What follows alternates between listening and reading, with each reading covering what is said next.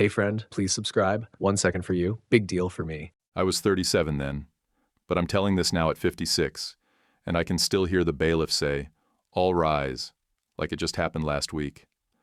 My wife, well, soon-to-be ex, Nadia, sat across the courtroom with her mom, Vivian, who always looked like she just smelled something sour. Nadia had that same smug smile she wore whenever she thought she'd already won, like she'd planned the whole game and I was just catching up. My attorney, Marla Keene, leaned toward me and whispered, "I'm going to call a surprise witness." I stared at her. "You serious?" She gave the smallest nod and stood up like she had a grenade in her hand. "Your Honor," she said, calm and clear, "we request to call Landon Pruitt." The room shifted, the back door creaked open, and there he was, my cousin, Landon freaking Pruitt. His boots hit the floor slow, heavy, like he was walking underwater. He didn't look at me, eyes down, shoulders tight, like a man heading to his own sentencing. Vivian stiffened. Nadia blinked fast, once, twice, then her face just drained like she'd swallowed a mouthful of bleach. Her fingers clutched her sleeve, white-knuckled. The judge took off his glasses, pinched the bridge of his nose, and sighed like he'd been waiting for this shoe to drop since 9 a.m. The clerk shuffled her papers too loud, like she didn't want to be here either. Vivian leaned in toward Nadia, whispering something fast, hand clenched on her shoulder like she could control the damage through sheer grip. And me? I just sat there, hands folded, heart in my throat. I couldn't even blink, couldn't speak. I just kept my eyes on Landon while he stepped up to the stand like his boots were full of lead. Quick note: before listening, share in the comments which city or country you're listening from. Let's see how far this story's traveled tonight. Thanks. And now, let's continue. He raised his right hand, took the oath, voice low and slow like he was choking on it. He still wouldn't look my way. Not even a glance. The whole room had gone dead quiet. So quiet, I heard the buzz of the fluorescent light above us and the faint hum of the air vent in the corner. My stomach flipped. I didn't know what Marla had on him. Didn't know if he was about to help me or bury me for good. All I knew was that the next few minutes were going to break something wide open, and not just in the courtroom. I kept thinking back to when this whole mess started, before the lies, before the custody hearings, before Marla's steady voice in my ear. Back when I still believed my marriage had cracks, not craters. And I swear, sitting there in that stiff wooden chair, I remembered the exact moment when the first chunk of my life broke loose. A Thursday, late April, Spokane traffic, and the kind of kiss that burned its way into my memory like acid. But that came later. Right now, Landon sat on that witness stand, staring at the floor like it held all the answers, and for the first time in months, I saw fear on Nadia's face. Real fear, like she'd finally run out of ways to control the board. And right then, I didn't feel relief. I didn't feel anything close to victory. I felt cold, the kind that tells you the weather's turning and you're still miles from shelter. The judge leaned forward and said, "You may proceed." Marla opened her folder, and the papers inside barely made a sound. Landon blinked once, jaw tight, then raised his eyes for the first time and looked straight at Nadia. She came through the front door like nothing had happened. It was 9:40. I watched the digital clock flip while I sat at the kitchen table, lights off except the stove light behind me. She dropped her purse on the bench, let her keys jingle too long in the bowl, and kicked off her shoes like she'd been out saving the world, not lying straight to my face. I didn't move. I didn't even look up. I just said, "We'll talk in the morning." She paused for half a second, then walked down the hall like I'd said nothing at all. That was her game. Control the room by pretending there's no fire. I stayed in the kitchen till I heard the bedroom door click shut, then went and laid on top of the covers in Tate's room. Still had my jeans and boots on. Couldn't shake the image of Landon's hand in her hair, that fake little laugh she does when she's trying to be irresistible. The sprinkler next door kicked on just after 10. I counted every tick it made. That ticking became my heartbeat that night. I didn't sleep. I just stared at the ceiling and thought about everything I'd missed. The new perfume. Some floral crap she said was from a free sampler. Her phone suddenly having a lock screen. Her mom calling out of nowhere needing her to come over and talk 3 times a week, like they were a mother-daughter version of the UN. And I bought it all. By the time the sun cracked through the blinds, I was wired tight. I got up, made eggs, toast, packed the kids' lunches, all of it like I was trying to outrun the clock. Maya came down in her little purple hoodie, yawning and rubbing her eyes. Tate followed a minute later, dragging his dinosaur blanket across the floor. I gave him an extra squeeze that morning. Held on a few seconds too long. He didn't complain. He never did. Nadia came down late. Wet hair. That silky robe she only wore when she wanted something. No makeup, no eye contact. She walked to the coffee maker like I wasn't even there. I kept my voice low. I saw you at Landon's shop. Her hand paused over the mug. She blinked once, then set it down. Missed the coaster, which she never did. That told me plenty. Don't do this in front of the kids, she said. I didn't argue, just nodded and said, after school then. At 8:10, I dropped Maya at Lincoln Heights and Tate at the daycare off 27th. I circled the block twice before heading back home. My hands kept tightening around the steering wheel, loosening, then tightening again like I was trying to wring answers out of the leather. I walked through the door and found her at the sink, rinsing a bowl like she didn't have anything to hide. You want to say it? Or should I asked. She didn't turn around. It's not what you think. Then say what it is. She finally turned, leaned against the counter like she was on break. Her eyes were flat, empty. It's been going on for a few months. I didn't speak. Couldn't. My ears rang like I'd just taken a punch to the head. I didn't mean for it to happen, she added, softer now. I said, you think that makes it better? I'm late, she said. I blinked. Late for what? She didn't say it, just looked at me like I should already know. Then I felt it hit me like a second slap. You're pregnant? She didn't flinch, didn't nod, just said it like it was a weather report. It might be yours. I stepped back like she'd spit in my face. My mouth opened, but nothing came out. There wasn't a single word in the English language for what that sentence did to me. She looked down, fiddled with her sleeve. I can't leave him right now. You mean Landon? She didn't answer. I leaned on the kitchen table and finally found my voice. I want a divorce. No, she said instantly. I'm not giving you one. The kids need stability. You can stay here. Use the guest room. I barked a laugh, loud and bitter. You want me to sleep 10 feet away while you sneak around with my cousin? She didn't blink. I'm not uprooting the kids. That's not true. You're not giving up control. That's what this is. Her face changed then, sharpened. She saw I wasn't going to fold, and she didn't like that one bit. That night it got worse. I'd put the kids to bed early, told them Mommy had a headache and needed quiet. I stayed in the guest room, door cracked, TV off. Around 8:30, I heard the front door open. Then footsteps, then laughter. I came out and there they were, Landon and Nadia, sitting at the kitchen table like it was some kind of dinner party. Landon had the nerve to sit in my chair. Vivian walked in behind them with a Tupperware of banana bread and a smile like she'd just won a lawsuit. She didn't even say hello, just walked in like she lived there. Vivian said, Trent, be a man. Sign the house over so my daughter has security. Nadia slid a folder across the table. It's just a quitclaim. You'll keep your truck and your tools. I stared at all 3 of them. My stomach burned.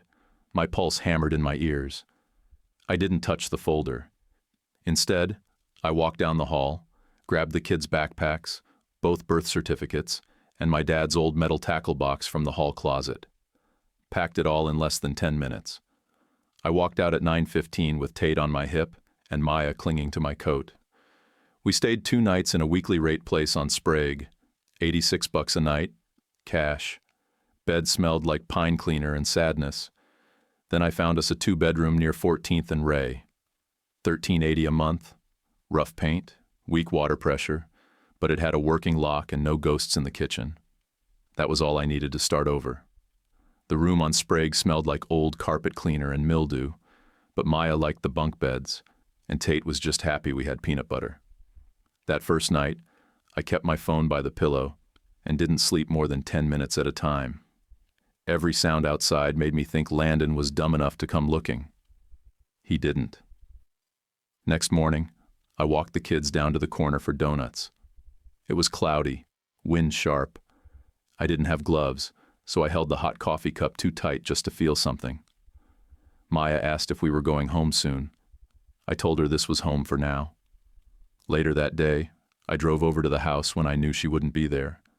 Packed up the kids' clothes, toothbrushes, their nightlight shaped like a bear. I left the furniture, left the dishes, left the photos on the wall.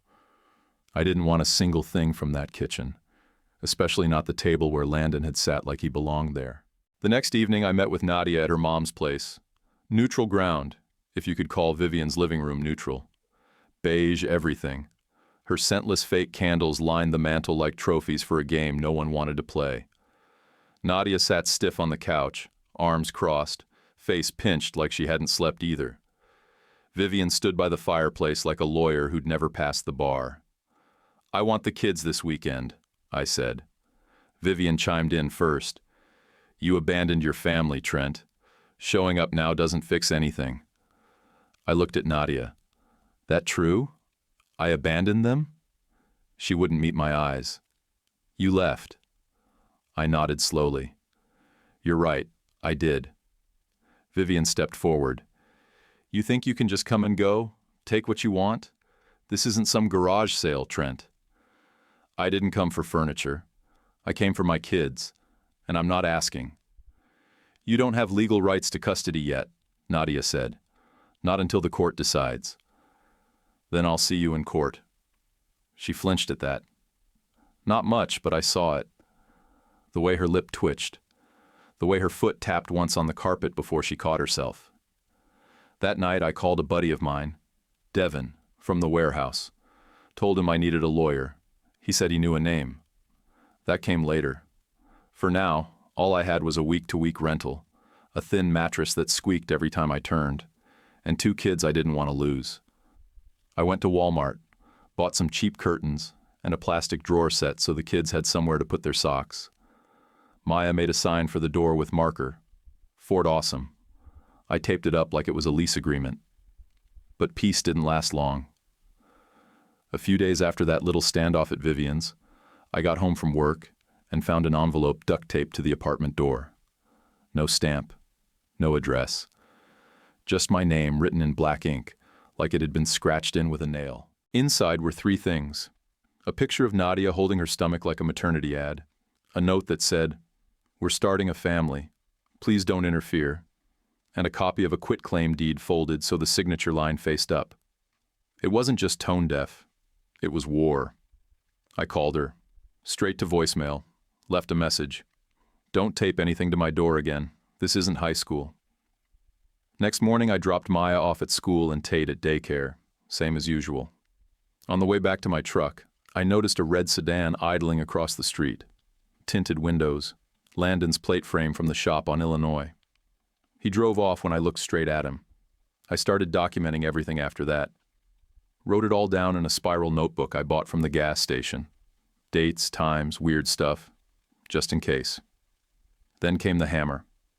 Friday night, just after dinner, a sheriff knocked on my door. Real polite, older guy. He handed me papers, temporary protection order. Said I wasn't allowed near Nadia or the house.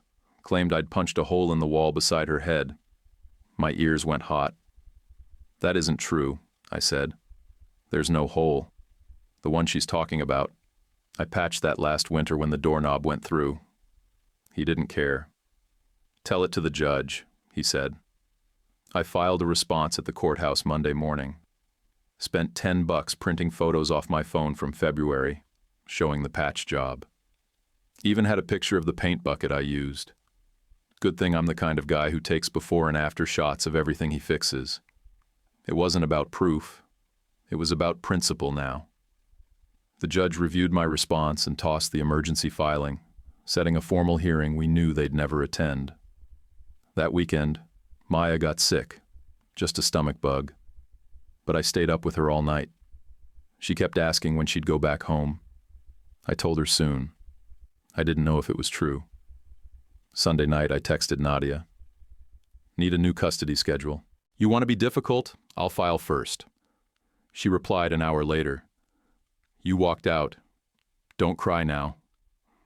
I didn't answer. Monday, I left work early to meet with the lawyer Devin told me about, Marla Keene. That part's coming. But right before I walked into that meeting, something else happened. I got a text from Landon. New number. Just said, sign the house and nobody gets dragged into court. That was it. I took a screenshot, added it to the notebook. That was the exact second I stopped hoping we could handle this quietly. I didn't answer Landon's text. I just saved the number, labeled it threat number 1, and tossed my phone in the glove box so I wouldn't snap and call him back. Next day after work, I found myself parked outside Keene Law on Garland, staring at the building like it might explode the second I stepped in. Devin had vouched for her, said his cousin walked out with full custody in the house. That was enough for me to try. But I couldn't sit in some glass office with Tate bouncing in a chair, so I texted the number Marla's assistant gave me and asked if she could meet somewhere else. She picked the little coffee shop on 29th, the one with the chalkboard menu and a kid's corner full of half-broken toys. Marla walked in 5 minutes after we did. Black blazer, no frills, hair pulled back like she didn't have time for nonsense. She looked right at me, not around me, and said, "Trent?" I stood, shook her hand. "Yeah, thanks for meeting here." She glanced at Tate, who was already building a tower with those big foam blocks. "This works," she said. "Let's talk." We sat at a table in the corner.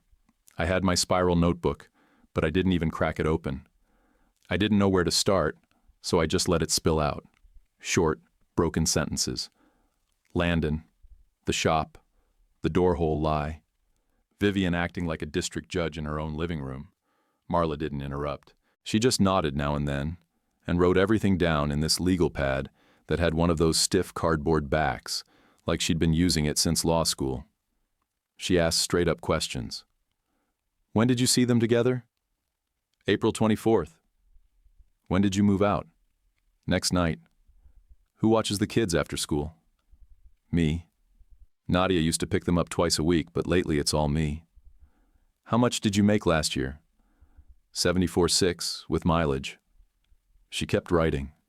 Not fast, not slow, just steady, like this was all going somewhere solid. "Does Nadia's mother still have access to your old house?" "Yeah, spare key, and she uses it like it's her name on the mortgage." Marla looked up. "What about the pregnancy?" I swallowed hard.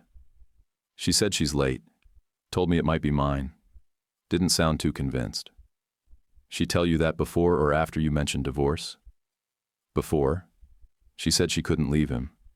Then dropped that little time bomb." Marla nodded like she'd heard it all before, and I guess she probably had. "We'll file for divorce this week and request temporary orders. Do not sign anything she gives you, Trent. I don't care if it looks harmless. Screenshot every message. Keep writing in your notebook. And don't meet her alone without your phone recording or someone nearby." I sat back in my chair, chest tight.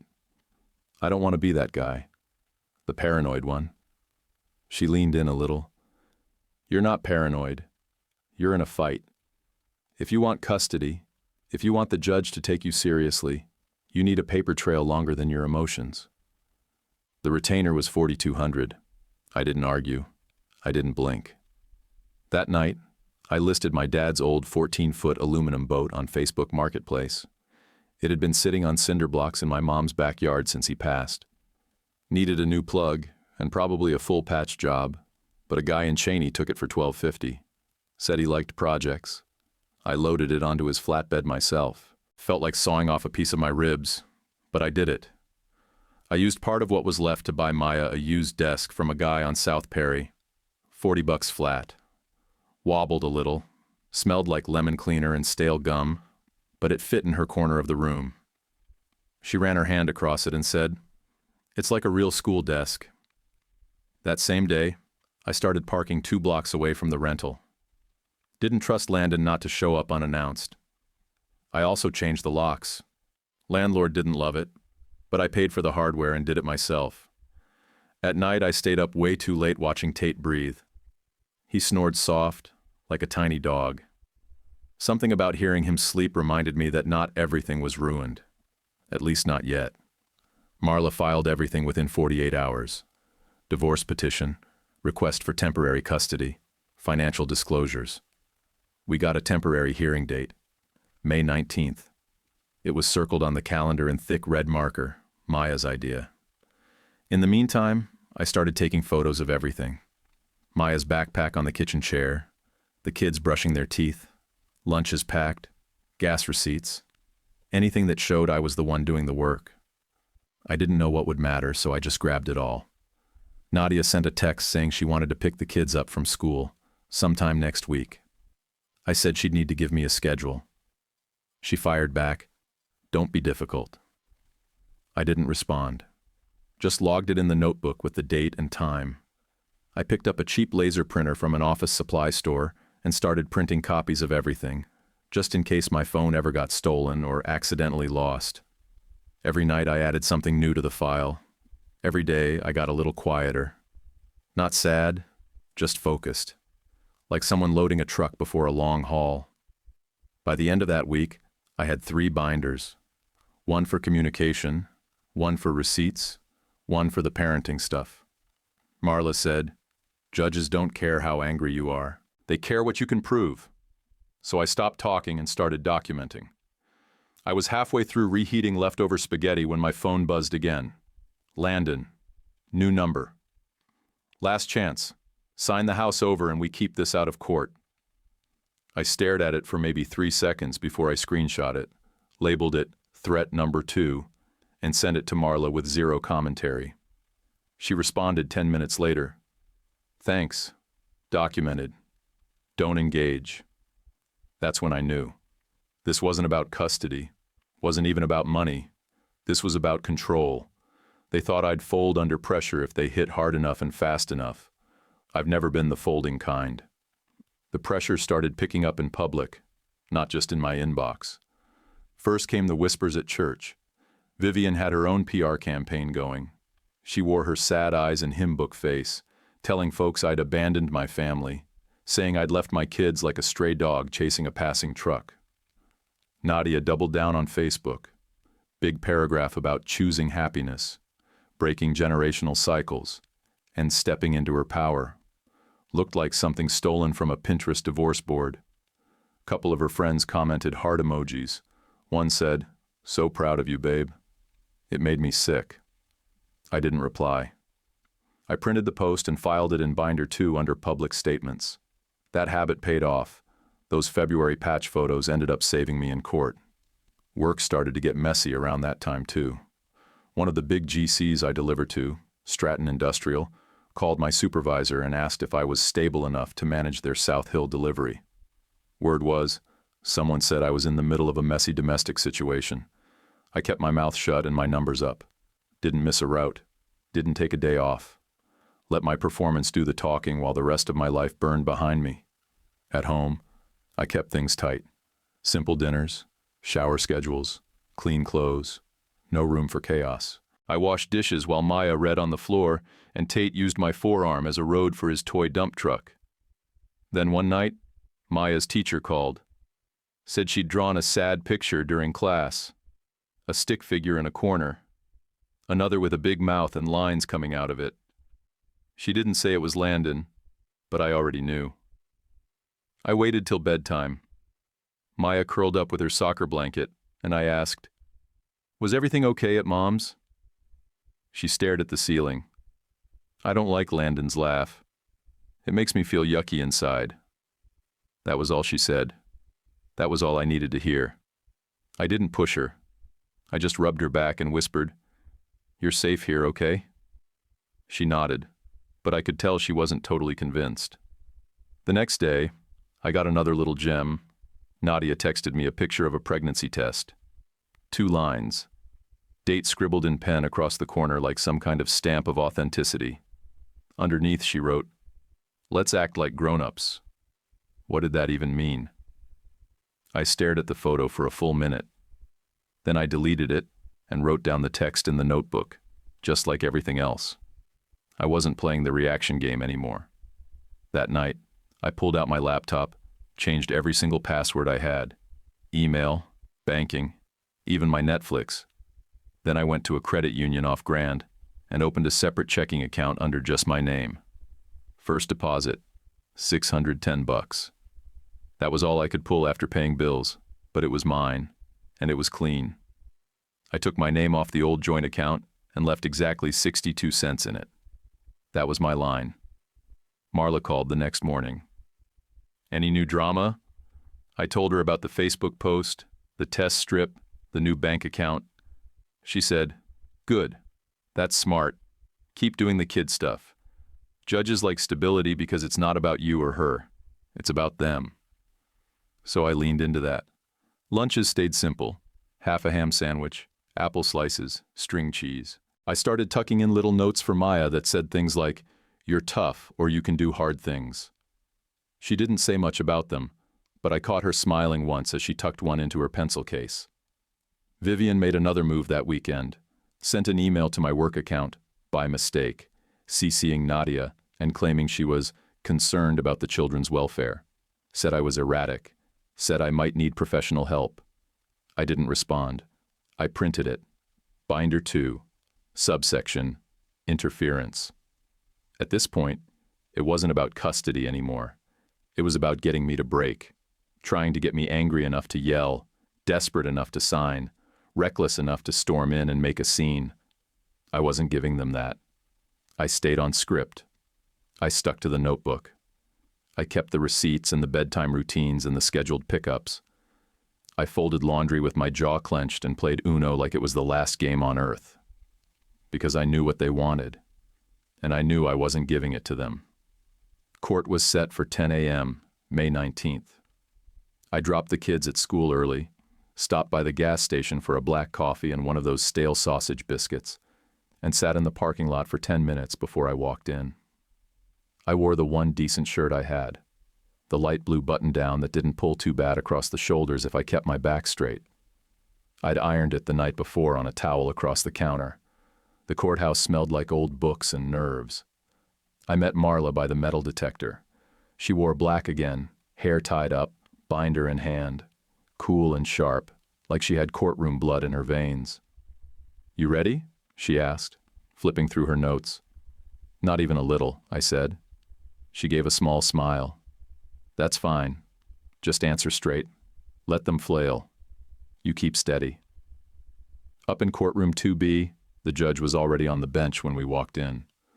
I took my seat at the table and didn't look across the aisle until I heard heels. That's when I saw Nadia. White dress, curled hair, makeup done to the nines. She looked like she was auditioning for a perfume commercial, not fighting for custody of 2 actual children. Vivian trailed behind her, lips tight, clutching a notepad like she thought she was co-counsel. Nadia's lawyer was younger than I expected. Tan suit, shiny hair, and a tone that made everything sound like it was my fault just for existing. The judge started with the basics: housing, jobs, who had the kids, who picked them up from school, who took them to the doctor. I kept my voice plain. No emotion, just dates, facts, and what time the kids usually brushed their teeth. Nadia's lawyer took her turn and made me sound like a man without a doorframe, always coming, going, selling equipment in 3 counties with no real home for his kids. Said I bounced from rentals and worked irregular hours. Marla didn't raise her voice. She just slid a printed sheet across the table, my pickup calendar for the last 8 weeks, all color-coded, all clean. "This shows who's actually been doing the parenting," she said. The judge studied it for a full minute. No expression. Then he looked at Nadia and asked who had taken Maya to the dentist last month. Nadia blinked. "I think it was... maybe me? I'd have to check."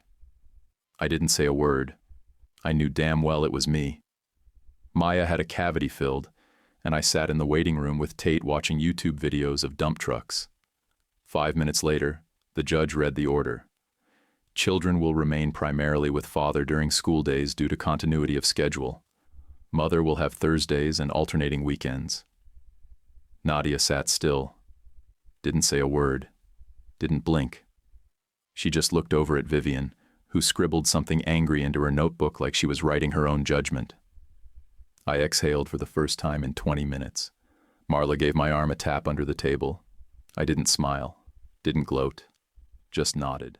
We walked out into the hallway and I felt my hands again. It was like coming back from a long drive and finally parking the truck.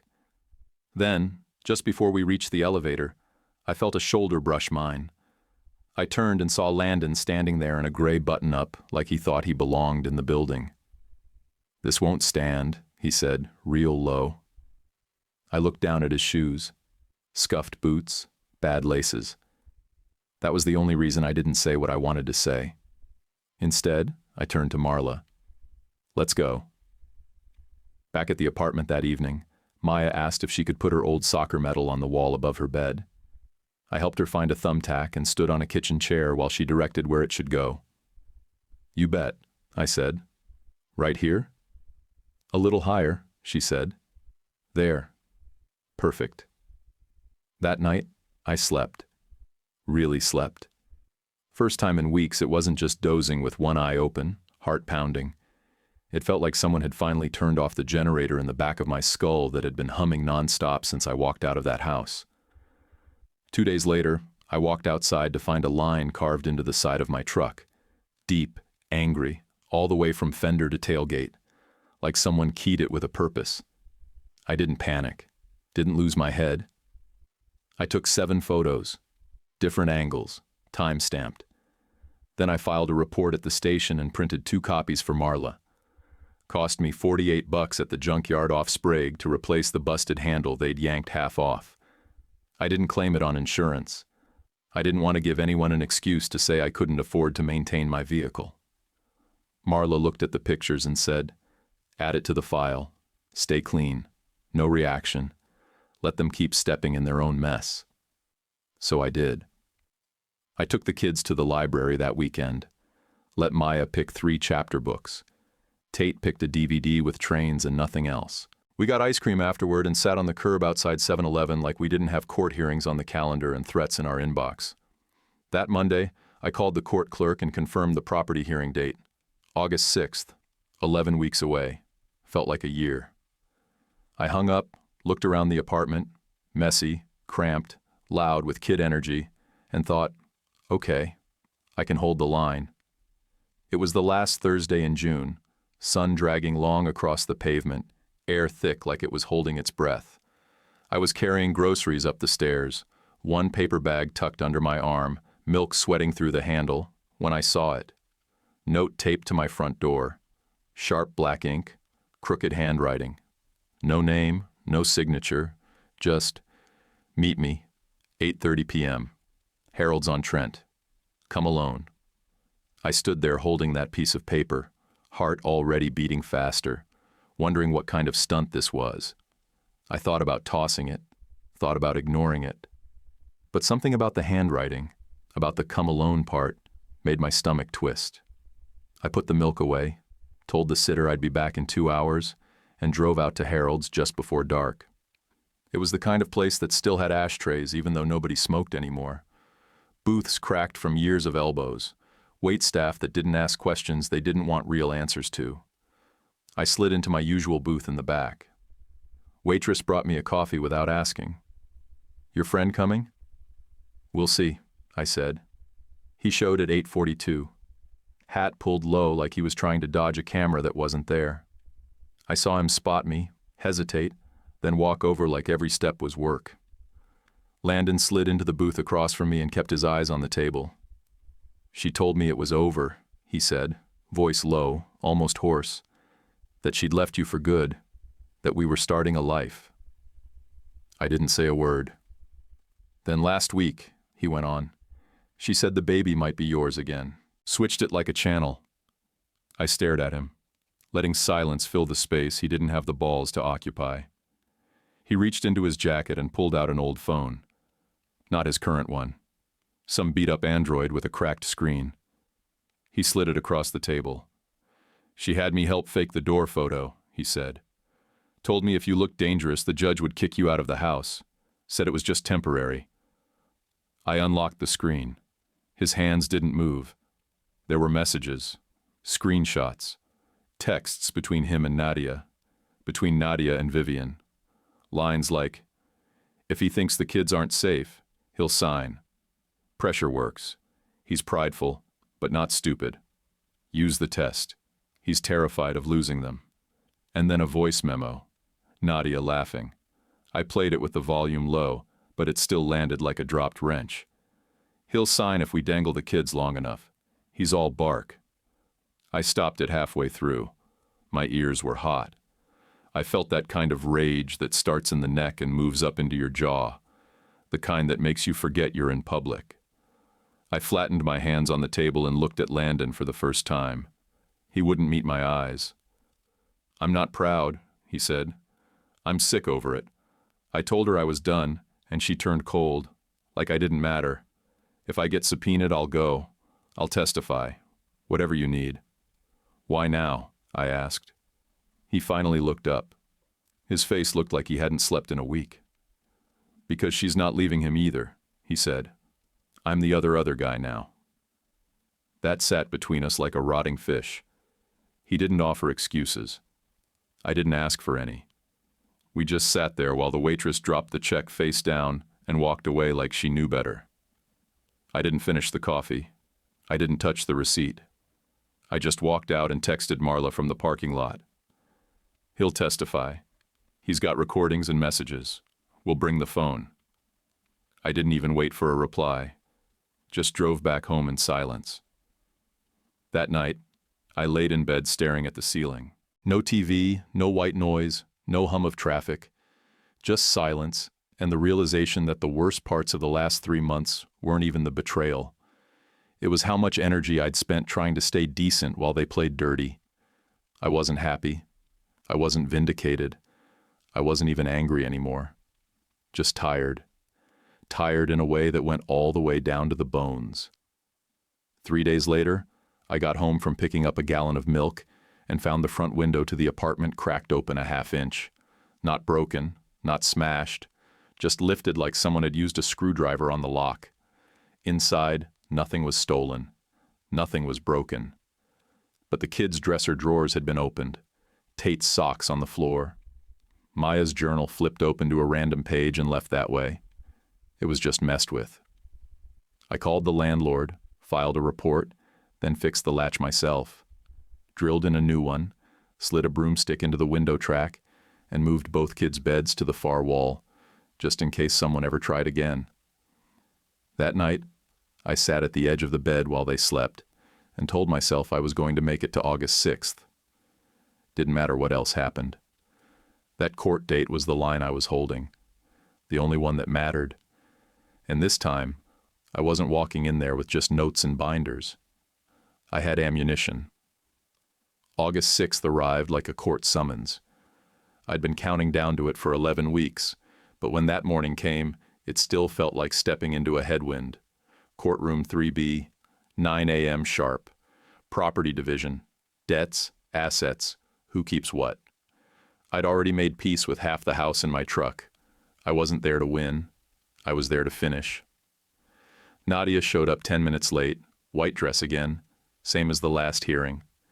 Maybe she thought it made her look pure. Vivian was right behind her, stiff-backed and smug, and her younger sister Kelsey came along too. Kelsey glared at me like I'd kicked her dog. I hadn't spoken to her since Thanksgiving 3 years back, and even then she'd been hard to like. Marla sat next to me with a banker's box under the table and a small smile. Quiet, confident. I could tell by the way she kept flipping her pen that she'd finally lined everything up exactly how she wanted it. The judge started reading through the file, listing our life like an itemized grocery receipt. 1,740 square foot ranch home in Spokane Valley, he read. 2 vehicles, joint savings, and a 401k valued at approximately $43,000. My 401k looked like a dying houseplant, but it was mine. Nadia's lawyer went first. He was smooth, I'll give him that. Words polished to a shine, all about fairness and equity. Said I should buy Nadia out at an updated market valuation, which meant wildly inflated, or just surrender the house altogether. Vivian nodded along like she was agreeing to pie prices at a church bake sale. I almost laughed. Marla didn't move until he sat down. Then she stood, slow and steady, and said, "Your Honor, before we discuss valuations, we'd like to call a witness." The judge raised a brow. "Proceed." "Mr. Landon Pruitt." The back door opened, and I swear you could feel the air leave Nadia's side of the room. Vivian's exhale sounded like a tire losing air. Kelsey whispered something sharp that made Nadia's shoulders tighten. Landon walked in, same hat, same boots, no swagger left in him. He took the stand without looking my way. The clerk swore him in, voice echoing off the wood panels. Marla started calm. "Mr. Pruitt, can you tell the court how you're acquainted with both parties?" He nodded. "Nadia's my cousin by marriage. Trent's my cousin by blood." "And were you involved in any communications concerning the respondent's character or actions during this divorce?" He swallowed hard. "Yes, ma'am. Nadia and Vivian asked me to help create evidence that would make Trent look unstable. I took a photo of a wall she said he'd punched. It wasn't true. She'd asked me to." Nadia shifted in her seat. Her lawyer put a hand on her arm, whispering fast. Marla went on, steady as ever. "Did you also participate in discussions regarding Mr. Douglas's parenting or property decisions?" Landon nodded again. "They talked about using the kids. Said he'd sign if we dangled them long enough." Nadia said that herself. I got it recorded. He reached into his jacket and held up his old phone. Marla took it, plugged it into a little speaker, and hit play. Nadia's voice filled the courtroom, laughing, confident, ugly. "He'll sign if we scare him enough." No one spoke. You could have heard the clock tick. I didn't look at her. I just stared at the grain of the table in front of me and thought, there it is. The whole damn truth. Landon kept going. He said the pregnancy was almost certainly his. Said she'd lied to both of us at different times. Said Vivian had helped write some of the fake text messages that made me look threatening. Vivian's pen stopped moving. Nadia's nails went dead quiet against the table. The judge didn't interrupt. Just listened, chin resting on his hand like he'd been expecting this all along. When it ended, Marla handed over printouts, timestamps, my February patchwork photos, the keyed truck, the police report about the break-in. A full record, clean and organized, like she'd built a wall out of facts they couldn't climb over. Nadia tried to speak then, mouth open like she had one more lie left in her. Her lawyer put a firm hand on her wrist and whispered something sharp. She shut her mouth. The judge leaned back, took off his glasses, and said, "I'm making an adverse credibility finding on Mother." His tone was flat, final. You could almost hear Vivian's pulse from across the aisle. Then he read the decision, slow and deliberate. The residence will be refinanced or sold within 120 days. Equity will be divided 60-40 in favor of father, due to misconduct by mother. He kept going. Vehicles will remain with current possessors. Shared debts will be allocated 70% to mother's side, given evidence of a cash advance taken in March for $5,800 without joint consent. That one landed like a brick. I hadn't even known about that cash advance. Marla must have found it in the disclosures. Vivian started to stand up, clutching her purse like she was leaving early. The bailiff said, "Ma'am, please stay seated." She sat. I didn't look at any of them. Didn't gloat. Didn't need to. I just nodded once. Quiet. Done. When the gavel hit, It didn't sound like victory. It just sounded like an ending. The Tuesday after the hearing, I called the loan officer Marla recommended and started the refinance paperwork. It dragged through September like wet laundry, but by early December, the house was in my name. Payment landed at $1,432 a month. Tight, but manageable if I stayed under budget and didn't touch the credit cards. Marla looked at the numbers and said, "Let's not overreach. Keep your budget boring." "Boring's the goal," I told her. I moved the kids back in a week before Christmas. Maya stepped inside and looked around like she didn't quite believe it. Same kitchen, same floor creak by the hallway light switch, same living room window that fogged up in the morning. But it felt different. It felt like mine. I gave Maya first pick on bedroom color. She chose this soft green from a paint chip at Lowe's and stood in the doorway supervising while I rolled it on. She said it made the room feel like a garden. Tate insisted his room be just trucks. No color. Just trucks. I bought a cheap border sticker set online and wrapped dump trucks and cement mixers around the top edge of the walls. By late January, Nadia had the baby. A boy. She didn't call. Didn't ask if I wanted to know the name or come see him. I found out from a neighbor who saw the car seat in her back seat and asked if we were adding to the family. I sent a text that night. "Hope the baby's healthy." She didn't respond. I didn't expect her to. That same week, Landon sent a short message. Just one line. "I'm moving to Pasco. Sorry for all of it." I didn't answer. Not to be cold. I just didn't have anything left to say to him. Whatever part of me used to care what he thought was gone. Like a tire that finally blew and didn't make a sound. Nadia's visitation started back up mid-February. Thursdays and every other weekend. The first Thursday she was 22 minutes late. No call, no text. Just pulled up and waved like she was early. I handed the kids their backpacks and didn't say a word. Just noted the time in my binder and shut the door. 2 weeks later, I ran into Marla at the grocery store near 29th, standing by the tortillas. We both reached for the same pack and laughed awkwardly like we weren't two people who'd dragged each other through 6 months of war. She nodded at my cart. "Someone's cooking dinner." "Trying," I said. "Tate's on a chili kick. He eats like he's 30. We talked for a couple minutes. Nothing heavy. School supply prices, bad coffee, the way Spokane still couldn't decide if it was done snowing. I didn't bring up the case. Neither did she. A week later, after I dropped off my final check and the retainer was fully paid, I sent her a text. "Would you ever want to grab a burger? Nothing formal, just not here by the tortillas."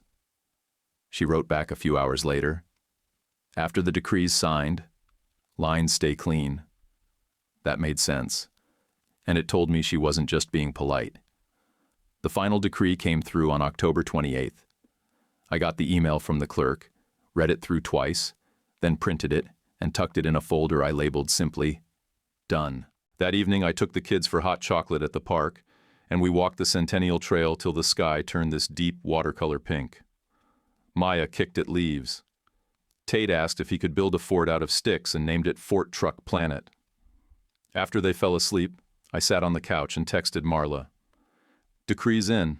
Burger still stand?" She replied 3 minutes later. "Friday, 6:30.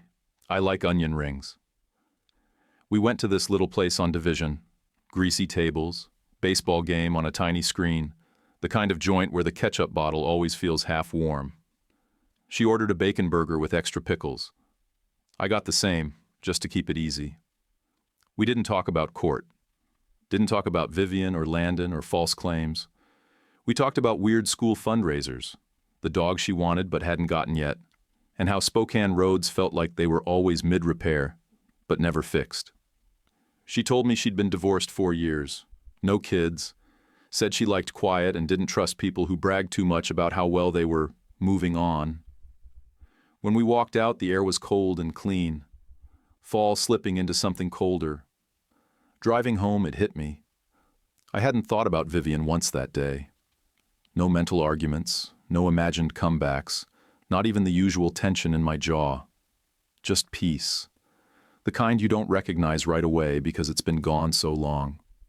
Winter passed slow, then not at all. That's how it goes here. One day you're shoveling slush, the next you're sweeping pollen. I kept a snow shovel in the bed of my truck just in case, along with 2 pairs of backup gloves, one for each kid. I'd learned not to trust the weather or anything else that used to show up on schedule. In February, I saw Nadia at a gas station off Freya. It was a Tuesday. I remember that, because I'd just picked up Tate from daycare and was running low on patience and fuel. She was standing by the pump in a coat that looked too thin for the wind. Her face looked worn, not just tired, old in a way she hadn't been before, like something had drained her from the inside out. She looked up and saw me, didn't smile, just nodded like we were neighbors, not exes with a war behind us. I walked over, stayed a couple feet back. "How's the baby?" I asked. She didn't hesitate. "He's fine." She didn't say whose. I didn't ask. After a long pause, she looked down, then said, "I'm sorry." I just nodded. "I know." And that was it. That's all that needed saying out there in the wind with the pumps ticking behind us and sand kicking off the tires of every car that passed. No apology was going to fix what broke. But sometimes, acknowledgement is enough. A week later, Maya brought home a science project about soil pH and asked if we could test dirt from the front yard. I bought a cheap kit at Home Depot, and we spent a Saturday comparing dry patches to the garden bed like it was NASA-level research. Tate learned to button his coat without help and wanted to show everyone, me, his teacher, even the checkout lady at Safeway. I showed both kids how to check the oil in the truck and where to find studs in the wall before you hang something heavy. Maya rolled her eyes at first, but got into it when I let her use the stud finder and it beeped. Tate just kept calling it the wall beeper. Marla and I started seeing each other regular. We kept it slow. Not because we weren't sure, but because the kids were small, and I didn't want to be dumb again. Not the way I'd been before. Love's easy when it's new. The real test is what it looks like on a Wednesday after a bad day at work and a spilled juice box on the couch. She learned that Tate could name every kind of dinosaur, but hated strawberries. She learned Maya secretly hated glitter and pretended to like it because Nadia always bought glittery stuff. I learned Marla burned pancakes every single time but made chili good enough to shut a room up. One night in March, I got a long text from Vivian. It read like a monologue, something about what families owe each other, how, if we keep quiet long enough, people forget, and how children need unity more than victory. I didn't respond. I turned my phone face down and watched cartoons with Tate till he fell asleep in my lap, mouth open, one sock missing. In April, we packed sandwiches and juice boxes and drove out to Fish Lake for a picnic. Nothing fancy. Maya read her book in the grass. Tate threw sticks. Marla laid out a blanket, and we counted red boats that passed on the water. Nobody talked about court. Nobody said the word custody. It was just a quiet afternoon that didn't ask anything of us except to be there. That night, after the kids went down, I pulled out the big envelope from the top of the closet, the one with the court transcripts, printouts, photos, and copies of every lie that had almost burned my life down.